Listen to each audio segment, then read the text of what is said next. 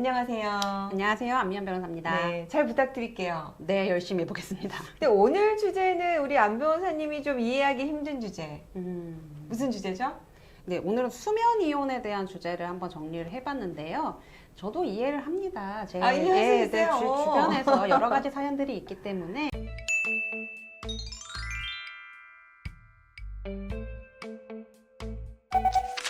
저희는 40대 초반 부부입니다. 초등생 딸아이가 있고요. 제가 자영업을 하고 있는데 운이 좋게도 일이 잘 되어서 10여 년 전부터는 아내도 함께 일을 하고 있습니다. 사업을 같이 하면서 믿을 만한 사람이 생겨 든든했고 지금까지 서로 도와가며 일은 잘 하고 있습니다. 하지만 저희 부부에게 해결 안 되는 갈등이 있습니다. 문제는 저희가 1년 365일 24시간 붙어 있다는 점입니다. 일터에서도 집에서도 항상 붙어 있다 보니 가끔은 답답하다는 생각이 듭니다. 더군다나 이런 생활을 10년을 지속하다 보니 지치기도 하고요. 그래서 아내한테 잠이라도 따로 자면 어떻겠냐, 혼자 있는 시간이 필요하다고 했습니다. 하지만 아내는 각방을 쓰는 일을 절대 용납할 수 없나 봅니다. 제가 코를 골아서 아내도 몇 번 불만을 얘기했는데요. 각방을 쓰면 본인도 편안하게 잠을 잘 수 있을 텐데 왜 이해를 못하는지 모르겠습니다. 심지어 각방 쓰자는 저의 제안 이후로 아내는 저를 의심하기 시작했습니다. 혹시 저에게 여자가 있나 그런 거죠? 아니 24시간 붙어 있는데 제가 어떻게 딴짓을 하겠습니까? 화장실 가는 것까지 말하고 가는데 말이죠.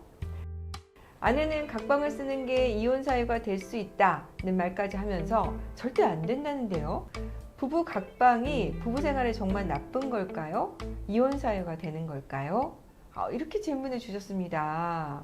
이게 수면 이혼이라고 해서 이혼 들어가면 약간 부정적인 인식을 가질 수도 있는데 그냥 정말 정상적인 부부 생활을 하면서 각자의 생활 패턴이나 아니면 뭐 코골이가 있다던가 하면 수면의 질이 좀 떨어질 수 있잖아요. 네. 그래서 수면의 질을 높이기 위해서 잠만 다른 방에서 이제 따로 자는 거를 수면 이혼이라고 한다고 합니다. 네. 저도 이제 코골이가 조금 있어요.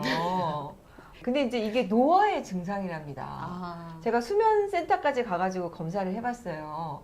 근데 이게 어쩔 수 없이 이 근육이 노화가 되면서 나이가 들면 코골이가 생긴대요. 나도 편하게 코를 골고 상대방도 편하게 자고 뭐 이래서 저도 좀 각방을 쓰면 좋겠다 이런 생각을 좀 하거든요. 네.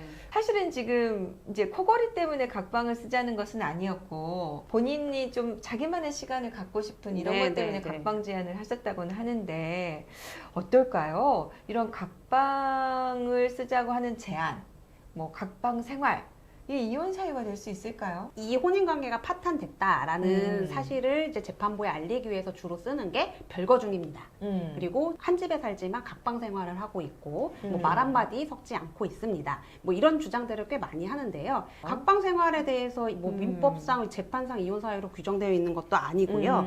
만약에 이제 각방 생활을 함에 있어서도 뭐 어느 한쪽에서 가정 폭력을 행사를 해서 불가피하게 이제 각방 생활을 하게 되었다거나 이런 경우면 는 사실 가정폭력이나 잘못 때문에 이혼 사유가 구성을 하는 거지 이 각방을 쓰게 된 배우자까지 잘못됐다고 볼 수는 없는 거거든요. 그래서 각방 생활이 무조건 이혼 사유다 이거는 좀 잘못된 거고요. 네. 다만 이제 각방 생활을 하게 된 원인이 정말 부부관계가 너무 멀어져서 더 이상 회복할 수 없을 정도로 되어서 각방 생활에 이르게 된 거라면 그때에 한해서 이혼 사유가 될 수 있습니다. 판례를 좀 찾아봤었는데요. 한 집에 살면서 6년 넘게 이제 각방 생활을 하신 부부예요. 네. 재혼 부부셨고 재혼한 아내가 제사나 성묘 그리고 이제 전원 자녀의 그 결혼식에도 이제 참석하지 않는 등의 문제로 굉장히 많이 다투셨던 것 같습니다. 방을 따로 쓰는 걸 넘어서요. 각자 방에 밥솥, 냉장고, 맞아. 살림살이들을 놓고 시작하게 됩니다. 쌀도 따로 사시더라고요. 네, 식사도 이제 따로 하시고 하는 거죠. 그렇게 6년을 사신 거예요.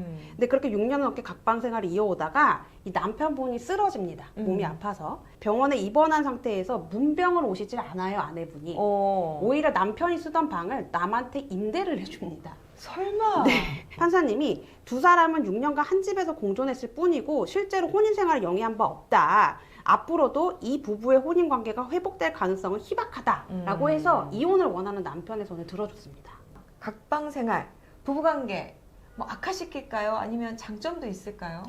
제가 기사를 찾아봤더니 음. 부부싸움을 했을 때는 이렇게 한 공간에 있지 말고 잠깐 떨어져서 좀 가라앉을 때까지 좀 기다려라 이런 기사들도 좀 있더라고요. 네네네. 이런 면에서는 개인적인 공간을 어느 정도 확보를 해주고 마음을 다스릴 수 있는 그 공간을 주는 것이 부부 생활을 건강하게 하는데 더 도움이 된다. 이런 기사도 있었습니다. 근데 지금 사연의 아내분은 그런 부분에 대해서도 물론 인지는 하고 계시겠지만 각방 생활을 하면서 남편과 더 대화하지 못하고 소통을 못하는 게 아닌가 이 걱정이 굉장히 크신 것 같아요. 부부 사이 약간 자존심의 문제인 것 네. 같아요.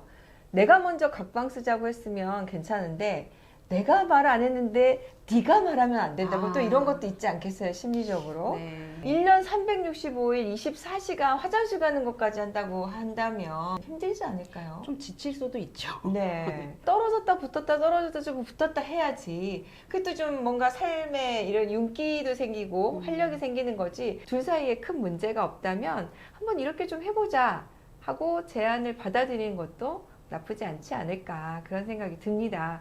그 주말 부부 생활을 좀 해봤잖아요. 혼자 자는 거 편합니다. 현실적으로 부부들 사이에 고민해 볼 수 있는 내용이었습니다. 오늘 상담 도움이 되셨다면 좋아요, 구독 부탁드릴게요. 안변사님부터 감사합니다. 감사합니다.